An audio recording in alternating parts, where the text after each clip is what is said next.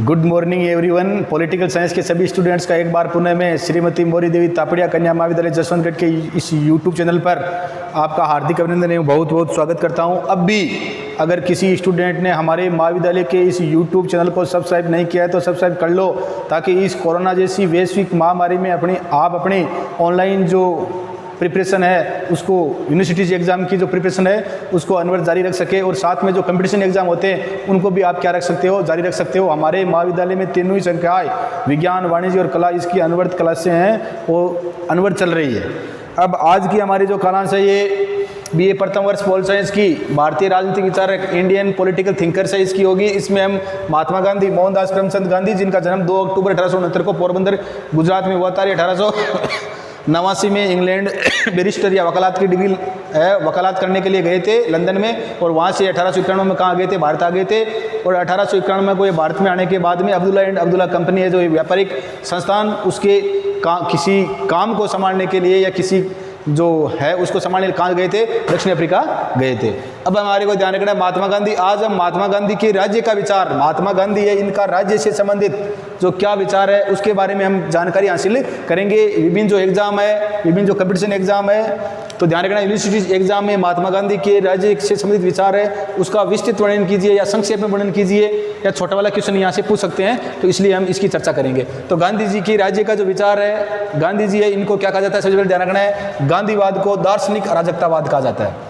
गांधीवाद को दार्शनिक अराजकतावाद, दार्शनिक अराजकतावाद क्यों कहा, अराजकतावाद जो राज की नीति में विश्वास नहीं करता है उसे क्या बोलते हैं, अराजकतावाद। तो गांधीवाद को क्या कहते हैं, दार्शनिक अराजकतावाद कहा जाता है। अब क्यों कहा जाता है ये हम इसकी चर्चा करेंगे। तो गांधीवाद को दार्शनिक अराजकतावाद है, या गांधीवाद को दार्शनिक अराजकतावादी भी कहा जाता है क्योंकि सत्याग्रही और अहिंसात्मक नैतिक व्यक्ति के लिए, गांधी जी बोल रहे हैं क्यों कहा जाता है गांधीवाद को दार्शनिक अराजकतावाद या दार्शनिक अराजकतावादी क्यों कहा जाता है। तो महात्मा गांधी जी बोल रहे हैं कि जो सत्याग्रही है, सत्याग्रही को और जो अहिंसात्मक जो नैतिक व्यक्ति है उसको राज्य की कोई आवश्यकता ही नहीं होगी, क्योंकि गांधी जी ने, हमने पढ़ा था सत्य की, अहिंसा की हमने चर्चा की थी। तो गांधी जी किसकी बात कर रहे थे, आत्मिक विकास की बात कर रहे थे। किसकी बात कर रहे थे कि व्यक्ति का, वही व्यक्ति सत्याग्रह का वही व्यक्ति है वो क्या कर सकता है, सत्य के मार्ग पर चल सकता है, सविनय के मार्ग पर चल सकता है, जिस व्यक्ति का क्या हो गया है, आत्मिक विकास हो गया है। भौतिक विकास से कुछ नहीं होता है, व्यक्ति आत्मिक रूप से क्या होना चाहिए, मजबूत होना चाहिए। इसलिए महात्मा गांधी है वो गांधीवाद है इनका, वो क्या है, दार्शनिक अराजकतावादी कह सकते हैं या कहा जाता है। क्यों कहते हैं, क्योंकि गांधी जी बोल रहे हैं कि जो सत्याग्रही व्यक्ति है, जो सत्याग्रही है और जो अहिंसात्मक रूप से जो नैतिक व्यक्ति है उनके लिए क्या नहीं होगी, राज्य की कोई आवश्यकता ही नहीं होगी। क्योंकि जो सत्याग्रही है, जो अहिंसात्मक व्यक्ति है, वो अपने आप ही क्या करेगा, अपने जो काम है वो अपने आप ही करेगा। क्योंकि सत्याग्रही और अहिंसात्मक जो नैतिक व्यक्ति के लिए राज्य की कोई आवश्यकता ही नहीं होगी। ये जो सत्याग्रही है और जो अहिंसात्मक जो नैतिक व्यक्ति है इनके लिए राज्य की कोई आवश्यकता होगी नहीं, ये अपने आप ही क्या कर लेंगे, अपने नियम है। क्योंकि इनकी आत्मा का विकास हो चुका है, इसलिए अपने आप ही जिस प्रकार से है वो काम करना है वो अपने आप ही करेंगे, सत्य के मार्ग पर चलेंगे, किसी की हिंसा नहीं करेंगे। तो इनके लिए राज्य की क्या नहीं है, जरूरत नहीं है। गांधी जी ने राज्य को पूछ ले, गांधी जी ने राज्य को क्या कहा, तो गांधी जी ने राज्य को आत्मा रहित मशीन कहा। गांधी जी ने राज्य को क्या कहा, गांधी जी ने राज्य को आत्मा रहित मशीन कहा। क्यों कहा, पूछ ले गांधी जी ने राज्य को क्या कहा, तो गांधी जी ने राज्य को आत्मा रहित मशीन कार क्यों कहा, क्योंकि गांधी जी ने कहा कि राज्य द्वारा हिंसा का प्रयोग, राज्य के द्वारा किसका प्रयोग किया जाता है, हिंसा का प्रयोग। अभी देखो हमारे केंद्र में जो कृषि कानून लेके आए हैं उसका देखो, किसान है वो 6 महीने से बैठे हैं, ठीक है ना। या जिस प्रकार से पश्चिम बंगाल में भी चुनाव हुए और ममता बनर्जी ने वहाँ पर जो भारतीय जनता पार्टी है, जो दूसरे दल के लोग हैं उन पर क्या करवाए। तो कहने का मतलब है राज्य द्वारा क्या किया जाता है, हिंसा का प्रयोग। अपनी बात है वो राज्य के द्वारा, चाहे कोई हो, वो केंद्र सरकार हो, चाहे वो राज्य सरकार हो, चाहे वो किसी भी दल की सरकार हो, सब यही चाहती है। तो राज्य द्वारा, महात्मा गांधी सही बोल रहे हैं कि राज्य के द्वारा क्या किया जाता है, हिंसा का प्रयोग किया जाता है। ये बात बिल्कुल सही है, इसलिए गांधी जी बोल रहे हैं, या इसलिए गांधीवाद है इसको क्या कहा जाता है, दार्शनिक अराजकतावाद या दार्शनिक अराजकतावादी कहा जाता है। क्योंकि जो सत्याग्रही व्यक्ति है या जो अहिंसात्मक व्यक्ति है उसको राज्य की कोई आवश्यकता ही नहीं है, क्योंकि उस व्यक्ति की आत्मा का इतना विकास हो चुका है कि वो अपने आप सत्य के मार्ग पर चलेगा, उसको किसी नियमों की, किसी कानून की क्या नहीं होगी, जरूरत नहीं होगी। राज्य है, गांधी जी ने राज्य को क्या कहा है, आत्मा रहित मशीन का है। ध्यान रखना, गांधी जी ने राज्य को क्या कहा है, तो गांधी जी ने राज्य को आत्मा रहित यंत्र या मशीन का है। क्यों कहा है, क्यों गांधी जी ने कहा कि राज्य द्वारा क्या किया जाता है, हिंसा का प्रयोग किया जाता है। और गांधी जी ने कहा कि राज्य के द्वारा किसका प्रयोग किया जाता है, हिंसा का प्रयोग किया जाता है।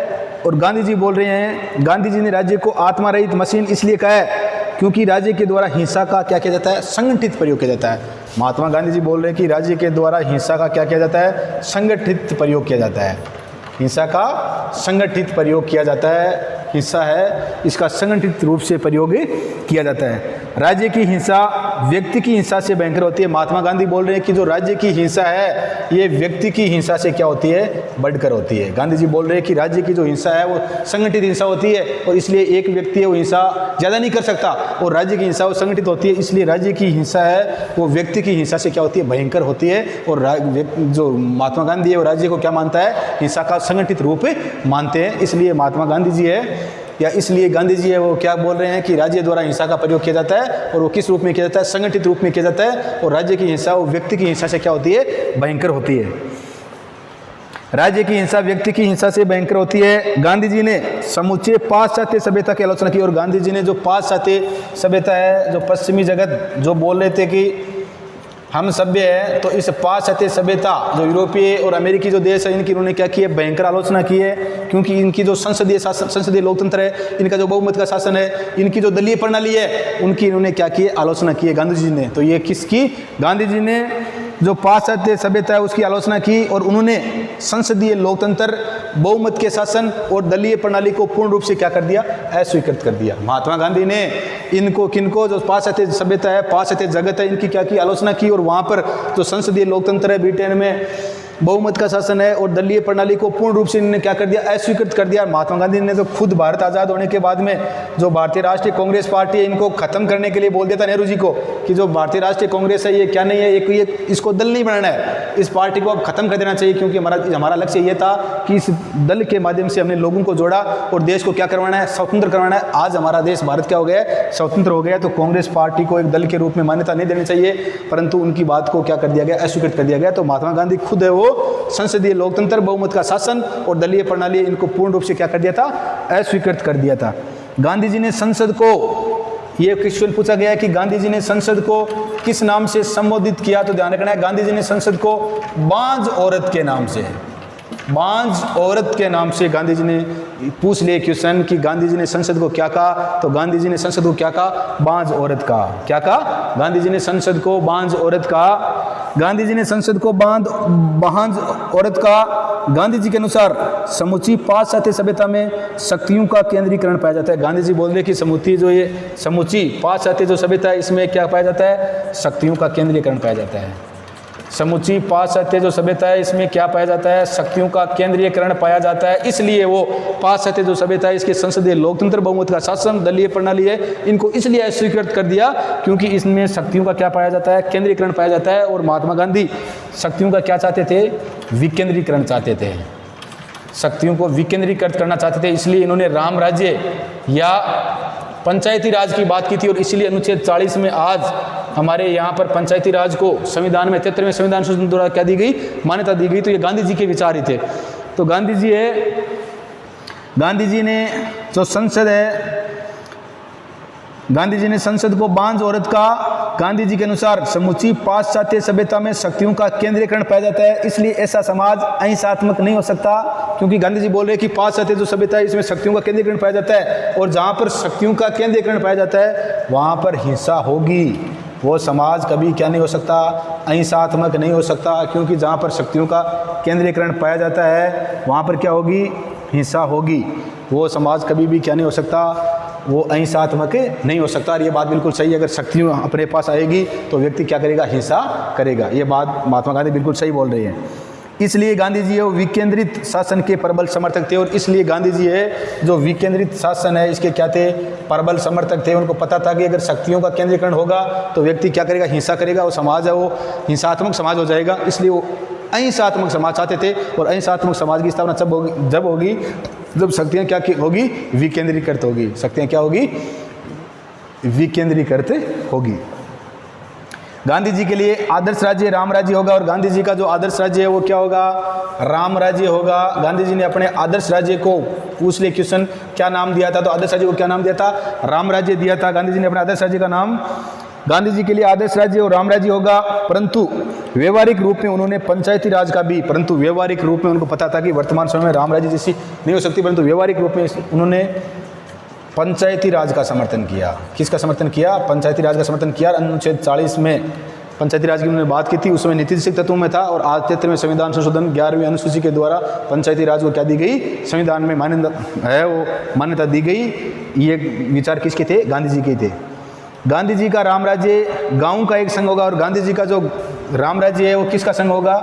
गाँव का संघ होगा। गांधी जी का जो राम राज्य है, पूछ ले किसका संघ होगा, तो किसका? गाँव का संघ होगा। गांधी जी का जो राम राज्य है वो गाँव का एक संघ होगा। गांधी जी के अनुसार शहरों में व्यक्ति रहते हैं, लेकिन गाँव में किसका निवास होता है? देवता। गांधी जी है, इनका राम राज्य वो गाँव का संघ होगा। गांधी जी ने कहा कि शहरों में व्यक्ति रहते हैं, गाँव में कौन रहते हैं? देवता का निवास होता है। क्योंकि उस समय भारत की अधिकांश जनसंख्या वो कहाँ रहती थी? गांव में रहती थी। इसलिए महात्मा गांधी चाहते थे कि सबसे पहले किसका विकास होना चाहिए? गांव का विकास होना चाहिए। तो गांधी जी का राम राज्य गांव का एक संघ होगा। गांधी जी के अनुसार शहरों में व्यक्ति रहते हैं, लेकिन गांव में देवता का निवास होता है। गांधी जी के अनुसार राजनीति का आशय लोक नीति या लोक कल्याण है, शक्ति के लिए संघर्ष नहीं। गांधी जी बोल रहे राजनीति का आशय वो क्या है? लोक नीति या लोक कल्याण से है। गांधी जी के अनुसार राजनीति का अर्थ क्या होता है? लोक नीति या लोक कल्याण से है। ये नहीं है कि राजनीति का अर्थ ये है कि शक्ति या जो सत्ता है उसको क्या कर लूँ? प्राप्त कर लूँ। गांधी जी के अनुसार राजनीति का आशय लोक नीति या लोक कल्याण है, शक्ति के लिए संघर्ष नहीं। गांधी जी ने विकेंद्रित शासन का समर्थन करते हुए गाँव को मूल इकाई माना। किसको मूल इकाई माना? गाँव को शासन की क्या माना? मूल इकाई माना। क्योंकि अधिकांश जो जनसंख्या है वो कहाँ रहती है? गाँव में निवास करती है। जब तक गाँव का विकास नहीं होगा तब तक भारत का विकास नहीं हो सकता। तो गांधी जी ने विकेंद्रित शासन का समर्थन करते हुए गाँव को मूल इकाई माना। गांधी जी के अनुसार गाँव के लोग जनपद से प्रांत तथा प्रांत के लोग अखिल भारतीय प्रतिनिधित्व को क्या करेंगे?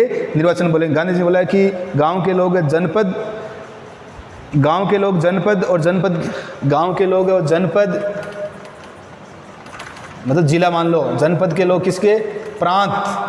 प्रांत का मतलब क्या होता है? राज्य। और जो प्रांतों के जो लोग हैं वो किसको निर्वाचित करेंगे? अखिल भारतीय प्रतिनिधि को। और जो प्रांतों के लोग हैं वो अखिल जो भारतीय प्रतिनिधि है उनका क्या करेंगे? चुनाव करेंगे। तो गांधी जी उन्होंने कहा कि गांव के लोग जनपद से प्रांत तथा प्रांत के लोग अखिल भारतीय प्रतिनिधियों का निर्वाचन करेंगे। गांधी जी सबसे बड़े लोकतंत्रवादी, समाजवादी तथा व्यक्तिवादी थे। गांधी जी और सबसे बड़े लोकतंत्रवादी,